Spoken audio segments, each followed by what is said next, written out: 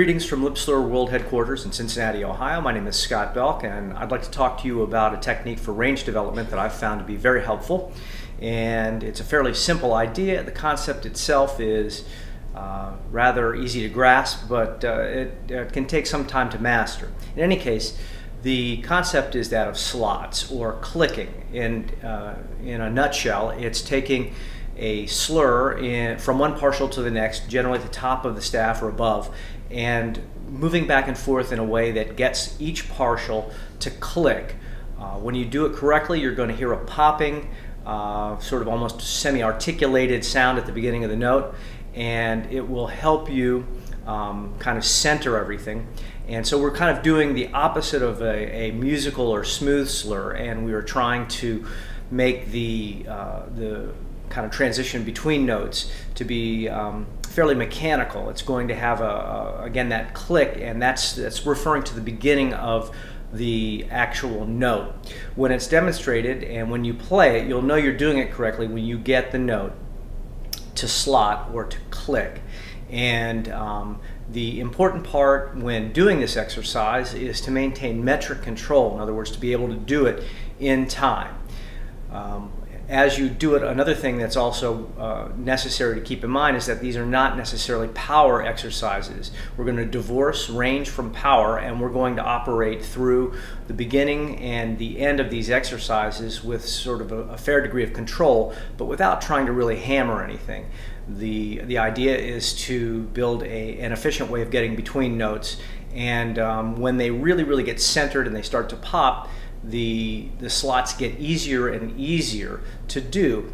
Getting them faster will make them sound more impressive, and they'll be more fun to play. But generally speaking, when they're done too quickly, we tend to lose the slot, lose the clicking sound at the beginning of the note, and end up having to come back to do them more correctly at a later date. So here are some demonstrations of clicking or slotting as applied actually in my new book, Progressive Lip Flexibilities for Brass.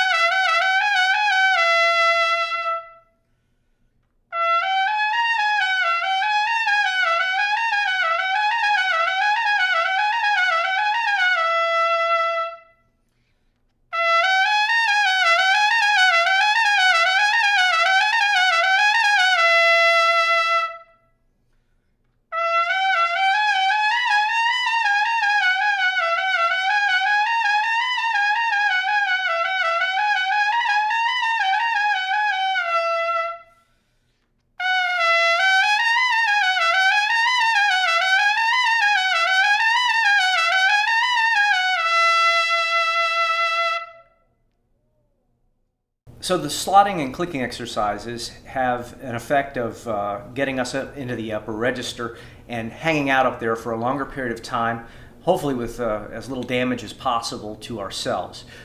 What I like to think is that when you're getting that click and when you're getting it to pop in between partials, you're doing it correctly. It feels like when done that way, you can do that all day long without really spending a whole lot of chops, and that's sort of the point of that type of practice. A lot of people like to go up into the upper register, and they look at it like the county fair, where they're trying to hit one of those ring the bell, win a prize, where you just kind of go up into the upper register and come back down. You go up into the upper register and you come back down. What I'm interested in doing is building musical range, and musical range means being able to play music in the upper range and kind of stay up there and find out where everything is. Again, that click and that pop tells me that I'm doing it correctly, and it can get quite fun. I'm going to do a couple here just to illustrate what they're like in even higher register, and I use it as my bellwether to let me know where my upper register really sort of ends on a particular day. In other words, you'll hear it at a certain point start to slide between the notes. And to get that to lock in and to actually click, what you have to do is, well, figure that out on your own. But for me, generally, it's slow down and be intentional between the partials. And by doing that, I also generally have to lean in a little bit in terms of the air pressure or just the amount of support, and maybe a little bit more volume, and that will let me sometimes get that click when it only wants to slide. You can look at what your musical range is on a brass instrument by the highest note that you can consistently click, depending on regardless of what time of day it is. So here are a couple of short demonstrations of just some higher level or higher register clicking. Hopefully you can hear this on this recording. That's the challenge.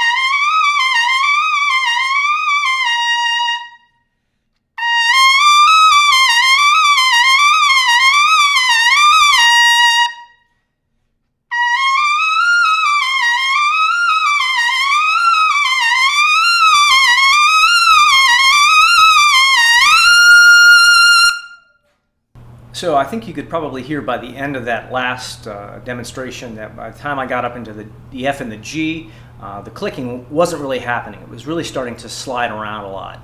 And one reason was I think I was going a little bit fast. I was getting a little bit tired at the end. So what I'm going to do is I'm going to do one more time, and I'm going to just work on a little bit slower, getting the E, F, and G to pop out with a little bit more clarity and a little bit more precision. And at the same time, I think because I'm at home, I think the dog is going to start barking. So that also tells me I'm doing it right.